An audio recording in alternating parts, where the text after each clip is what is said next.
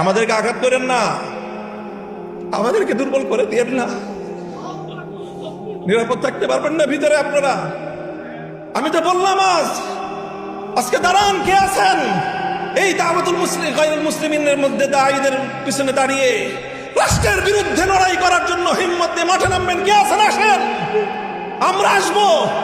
আমি ঘোষণা দিয়ে যাচ্ছি আপনাদের কাছে, এটা নিয়ে যদি সামনে আমাদেরকে আরো বড় কোনো পদক্ষেপ নিতে হয়, যদি সরকারের বিরুদ্ধে এটার জন্য রুখে দাঁড়াতে হয়, আমরা রুখে দাঁড়াবো ইনশাআল্লাহ। কাজে আমাদেরকে দুর্বল করে দিলে আখেরে আমরা সবাই ক্ষতিগ্রস্ত হব। যারা এই সকল দাওয়াতি কাজগুলোকে প্রতিহত করার চেষ্টা করবে, যত বড় শক্তি হোক, সেটা ইন্টারনাল শক্তি হোক, এক্সটার্নাল শক্তি হোক, দেশের ভিতরের শক্তি হোক, আন্তর্জাতিক শক্তি হোক, লড়াই করার জন্য দুইবার ভাববো না ইনশাআল্লাহ আমরা।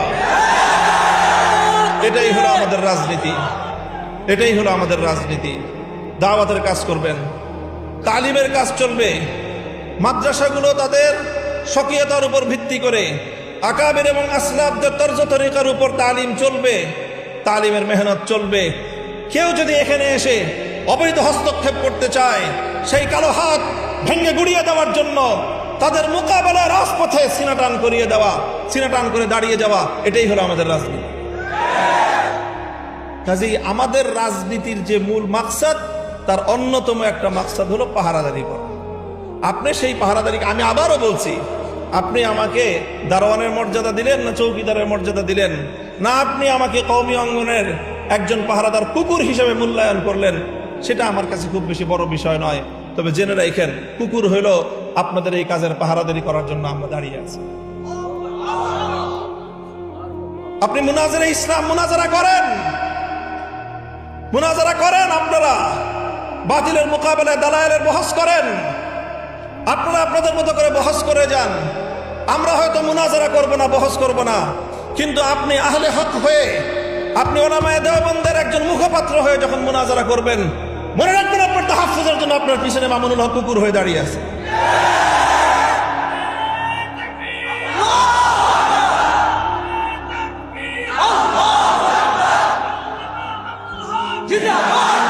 এটা হলো আমাদের রাজনীতি, এটা হলো আমাদের রাজনীতির খুব নিগুড় রহস্য, মৌলিক কথা।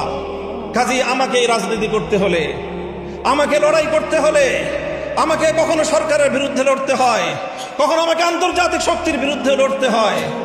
কাজেই আমাকে আমার রাজপথের একটা শক্তি নিয়ে আমাকে ময়দানে টিকে থাকতে হবে। যদি আপনার পাহারাদার যদি বাড়ির গেটে না থাকে, ঘরের ভিতরে আপনি মূল্যবান সোনাদানা নিয়ে, অনেক মূল্যবান জীবনযাপন নিয়ে, আপনি আপনার পরিবার পরিজন নিয়ে, আপনি আপনার কলিজার টুকরা সন্তানদেরকে নিয়ে আপনি ঘরের মধ্যে নিরাপদ থাকতে পারেন।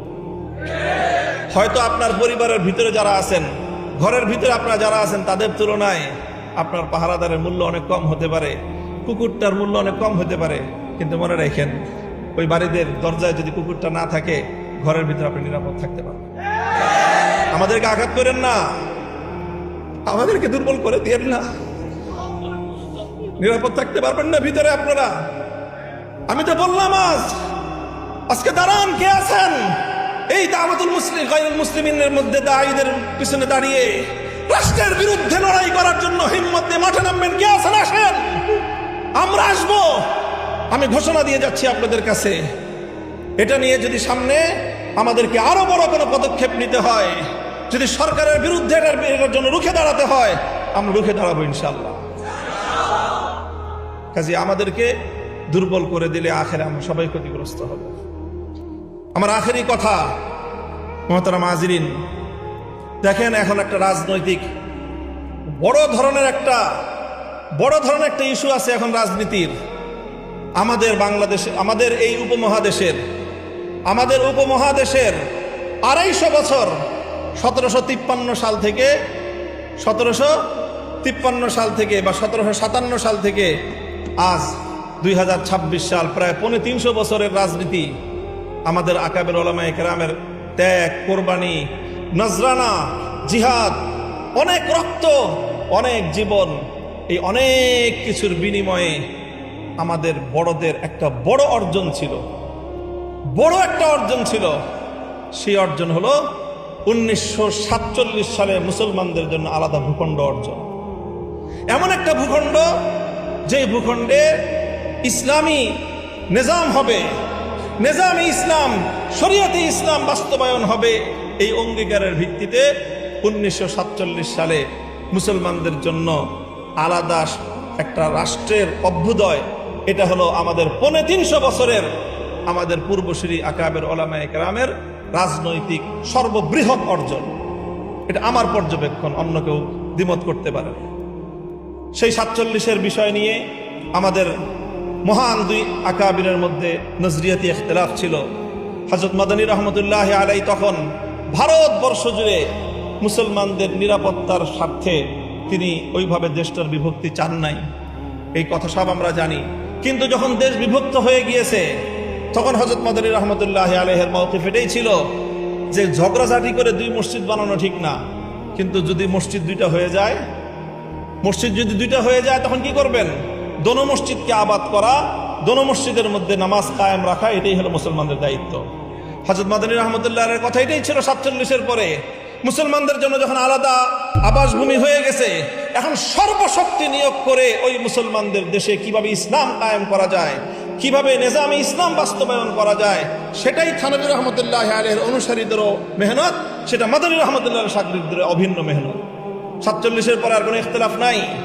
আমাদের এই অর্জন 47-এর মুসলমানদের জন্য ইসলামের নামে আলাদা ভূখণ্ড হবে, সেই অর্জনকে 1972-এর ভারতীয় আধিপত্যবাদ দিয়ে সেটাকে গলা টিপে হত্যা করার চেষ্টা করা হয়েছিল বিগত 54 বছর পর্যন্ত। 1972 থেকে 2024 সাল পর্যন্ত 47-এর কথা কেউ বলতে পারতো না। 47 এটা একটা বাংলাদেশে নিষিদ্ধ বিষয় হয়ে দাঁড়িয়েছিল। এই 2024-এর বিপ্লবের পর সর্বপ্রথম যে আওয়াজ উচ্চারিত হলো, এটার জন্য আমি জুলাই যোদ্ধাদেরকে শ্রদ্ধা করি, ভালোবাসি, স্নেহ করি, মমতা করি, তাদের পক্ষ হয়ে আমি লড়াই করি। কারণ তারা সর্বপ্রথম এই আওয়াজ আবার নতুন করে বাংলাদেশের মাটিতে উত্থাপন করেছে। আগামীর বাংলাদেশ হবে 47, 71 এবং 24-এর ভিত্তিতে। এখন আমাদের রাজনীতি, যারা নিজেদেরকে শাব্বির আহমদ উসমানী রহমতুল্লাহ আলাইহির সন্তান মনে করো, যারা নিজেদেরকে জাফর আহমদ উসমানী রহমতুল্লাহ আলাইহির সন্তান মনে করো, যারা ইতিহাস পড়ো যে তোমাদের 47 সালে স্বাধীনতার পতাকা ইংরেজদেরকে বিতাড়িত করে শাব্বির আহমদ উসমানী উত্তোলন করেছিলেন, যারা শাব্বির আহমদ উসমানী রহমতুল্লাহ আলাইহির ফাতহুল মুলহিম পড়ে ইলম অর্জন করো, যারা জাফর আহমদ উসমানী রহমতুল্লাহ আলাইহির ইলাউস সুনান পড়ে গায়রে মুকাল্লিদিনদের বিরুদ্ধে বহস করো, তোমাদের জানা উচিত যে এই ওসমানী রাহিমাহুমাল্লাহর সেই আমানত, সেই ইসলাম এবং মুসলমানদের ভিত্তিতে আবার দেশ গড়ার নতুন দিনের মুয়াজ্জিনরা আজান দিচ্ছে, নতুন বেলাল আজান দিচ্ছে। এই আজানে যদি আমরা সাড়া দিতে না পারি, ইতিহাসের দায় থেকে আমরা মুক্ত হতে পারবো না। কাজেই 47-এর ভিত্তিতে নতুন বাংলাদেশ গড়বার যে আন্দোলন, এটা মাওলানা মওদুদী সাহেব এবং তার অনুসারীদের আন্দোলন না। কারণ 47 সালে মাওলানা মওদুদী সাহেব এই দেশ বিভক্তির পক্ষে ছিলেন না। তিনি মুসলমানদের জন্য আলাদা আবাসভূমি চান নাই, পরিষ্কার কথা। এটা চেয়েছিলেন শাব্বির আহমদ উসমানী, এটা চেয়েছিলেন মুফতি শফি ওসমানী রহমতুল্লাহ আলাই, মুফতি আজম মুফতি শফি রহমতুল্লাহ আলাই, এটা চেয়েছিলেন সৈয়দ সুলাইমান নদভী রহমতুল্লাহ আলাই, এটা চেয়েছিলেন জাফর আহমদ উসমানী রহমতুল্লাহ আলাই, এটা চেয়েছিলেন শামসুল হক ফরিদপুরি রহমতুল্লাহ আলাই, এটা চেয়েছিলেন আতহার আলী রহমতুল্লাহ আলাই, এটা চেয়েছিলেন এই দেশের উলামায়ে কেরাম এবং দেওবন্দি উলামায়ে। কাজেই 47-এর ভিত্তিতে আগামীর বাংলাদেশ গড়বার জন্য এখন আমাদেরকে জুলাই রক্ষা করতে হবে। কারণ জুলাইয়ের হাত ধরে 47 আবার প্রাসঙ্গিক হয়েছে। এখন যদি জুলাই হাতছাড়া হয়ে যায়, 47 আবার হাতছাড়া হয়ে যাবে। কাজেই হে আমার কওমের সন্তানেরা, আমি তোমাদেরকে বলতে চাই, ডাক দিয়ে যাই, আমাদের পূর্বপুরুষরা, আর আমার একটু বেশি আবেগ এই জন্য, কারণ শাব্বির আহমদ উসমানী, জাফর আহমদ উসমানী, তারা দুজন আমার সরাসরি দাদা ওস্তাদ। শাইখুল হাদিস রহমতুল্লাহ আলাইহির বুখারীর 2 জন ওস্তাদ, একজন জাফর আহমদ উসমানী রহমতুল্লাহ আলাইহি, আর একজন শাব্বির আহমদ উসমানী রহমতুল্লাহ আলাইহি। এটাকে শুধু আমরা আমাদের রাজনৈতিক বিরাসত মনে করি না, এটা আমরা আমাদের দ্বীনি বিরাসত মনে করি, ইলমি বিরাসত মনে করি, দ্বীনি আমানত মনে করি। এই বাংলাদেশের মাটিতে আবার নতুন করে এইভাবে 47-এর চেতনার ভিত্তিতে দিল্লির গোলামীর জিঞ্জির ছিন্ন করে ইসলাম এবং মুসলিম জাতিসত্তার ভিত্তিতে নতুন দেশ গড়বার এই আওয়াজ যেটা উঠেছে, এই আওয়াজকে পূর্ণতা পর্যন্ত পৌঁছে দেওয়া, এটাই হলো আমাদের রাজনীতি। আমি আমার কথা আর দীর্ঘায়িত করছি না, সকলের কাছে মাপ চাই, অনেক বেশি কথা বলে ফেলেছি। আমি আবার আমার ওই কথা পুনরাবৃত্তি করছি যে ইনশাআল্লাহ আমি আমার মুরব্বীদের সামনে নিজেকে সর্বান্তকরণে সুপুর্দ করে দিয়ে আমার ব্যাপারে যে কোনো অভিযোগ, যে কোনো কথা, যে কোনো প্রশ্ন থাকলে ওনাদের সাথে কথা বলেন। যদি আমার সাথে কথা বলতে না পারেন, ওনারা মুত্তাফাকা হয়ে যে ফয়সালা দিবেন, সেই ফয়সালার যদি বাইরে এক কদম আমি ফেলি মামুনুল হক, তাহলে সেই দিন আপনারা আমাকে সবাই আমার আনুগত্য পরিহার করবেন। এটা থাকলে আপনাদের কাছে আমার বিশেষ অনুরোধ। আল্লাহ আপনাদের সকলকে কবুল করুন। বাংলাদেশের ওলামায়ে দেওবন্দ ইসলামের সঠিক যেই মানহাজ, এটার যে আগে বাড়ায় নিয়ে যাচ্ছে, আমরা পাহারাদার হিসাবে হলেও এই মাসলাকের সাথে, এই মাশরাবের সাথে, এই ফিকরার সাথেই আমরা ইনশাআল্লাহ